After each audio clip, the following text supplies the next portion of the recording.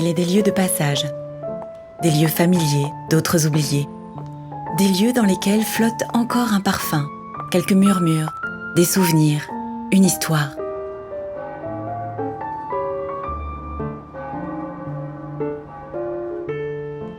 Notre histoire commence dans le quartier de Montmartre à Paris.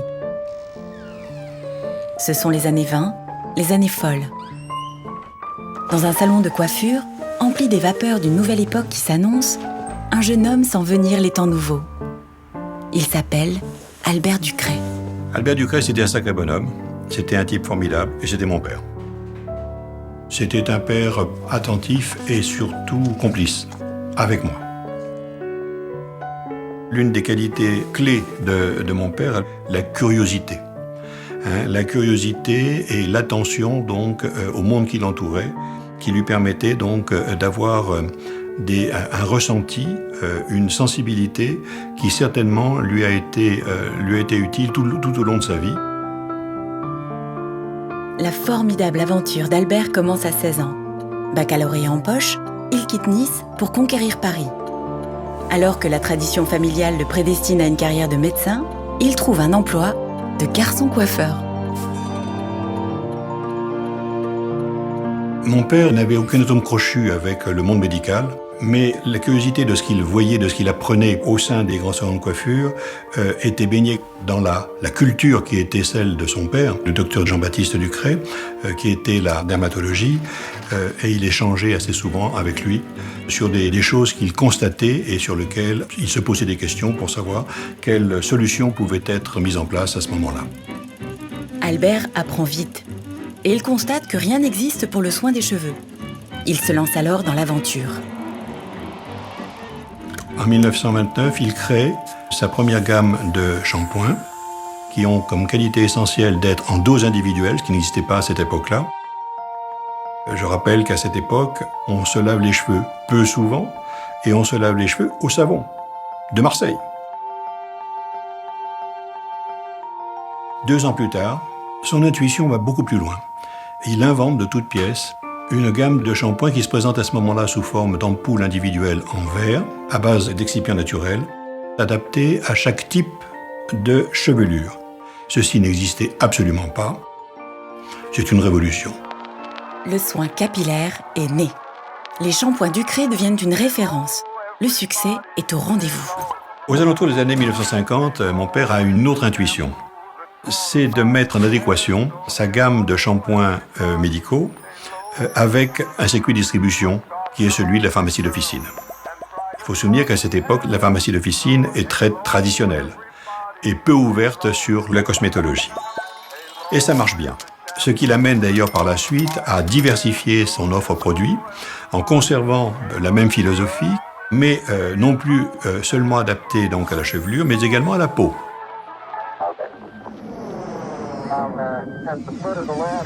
Nous sommes en 1969 et donc papa a 68 ans. Et je crois qu'il recherchait honnêtement quelqu'un qui puisse continuer son œuvre. Il a eu, à cette époque, la chance ou l'opportunité, je ne sais, de rencontrer Pierre Fabre. Et là, ce sont 2 hommes qui, selon moi, avaient beaucoup de points communs. C'était 2 hommes qui étaient des visionnaires et il était très clair que la vision de mon père était certainement entre bonnes mains avec Pierre Fabre. Le futur confirmera les espérances d'Albert Ducret. Et dès les années 70, Monsieur Pierre Fabre offre un nouvel élan à la marque. La création du shampoing Extra Doux en est la première étape. Développé pour apporter un maximum de sécurité, il permet à la marque de se tourner vers les médecins en leur proposant enfin un produit permettant de rééquilibrer et d'adoucir le cuir chevelu abîmé par les traitements irritants. Le grand public se l'approprie. Premier shampoing à usage fréquent, il devient un produit culte qui traverse les époques. Dans les années 80, forte de la confiance accordée par les médecins, la marque fait le pari du soin de la peau. Grâce à une formulation galénique qui est considérée comme un véritable exploit, Ictiane voit le jour.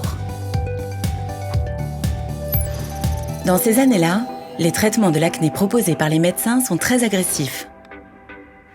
L'expertise clinique, une référence du groupe Pierre Fabre, permet de démontrer l'incroyable efficacité hydratante d'Ictiane.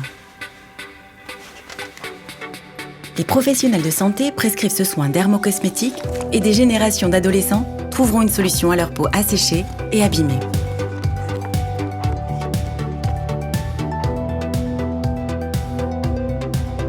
La marque Ducré poursuit sa voie dans la recherche en dermatologie. Dans les années 90, plus de 20 références sont lancées. Les dermatologues disposent désormais d'un ensemble de soins pour accompagner la prise en charge des problèmes dermatologiques de leurs patients. Et le XXe siècle se conclut avec l'apparition de Caracnil, un des soins les plus prescrits pour les peaux à tendance acnéique. Le nouveau siècle s'ouvre avec l'avènement du numérique et d'Internet. Les informations circulent à la vitesse de la lumière et s'affranchissent des frontières. La notoriété des produits Ducré dépasse désormais les frontières européennes et sont distribués dans plus de 60 pays et sur tous les continents. Kelual DS, shampoing traitant antipelliculaire, et Anacaps, complément alimentaire préservant le capital capillaire, viennent étoffer les solutions pour les problèmes de tous les types de cheveux. La reconnaissance est là. En Europe, les soins capillaires Ducré sont aujourd'hui présents en pharmacie et parapharmacie.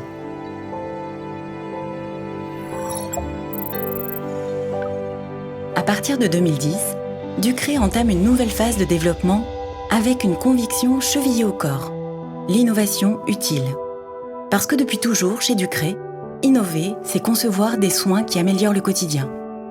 C'est croire que l'on peut toujours aller plus loin dans l'accompagnement des pathologies de la peau et du cuir chevelu, à l'instar de notre crème réparatrice apaisante, fruit de 11 années de recherche, qui est aujourd'hui le seul dispositif médical qui traite les lésions d'eczéma grâce à son effet pansement ultra hydratant. Co-concepteurs de nos produits, nos patients sont consultés en amont des phases de développement. C'est grâce à cette approche contributive, centrée sur le partage d'expériences des patients et des professionnels de santé, que Ducré réussit à améliorer la qualité de vie de ses patients. C'est donc tout naturellement qu'en 2020, Ducré aborde un nouveau tournant de son histoire et a la volonté de créer l'index de qualité de vie. L'objectif ? Mesurer précisément l'impact des désordres dermatologiques sur la vie des patients pour mieux les accompagner au quotidien.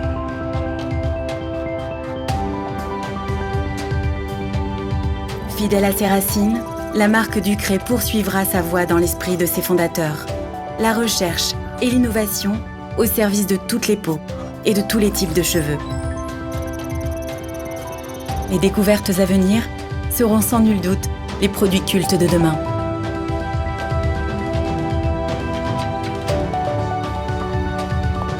Une belle histoire qui débute à Paris et qui se poursuit dans le monde entier. La marque Ducré, l'héritage de deux hommes qui avaient pour point commun de regarder dans la même direction, celle de l'avenir.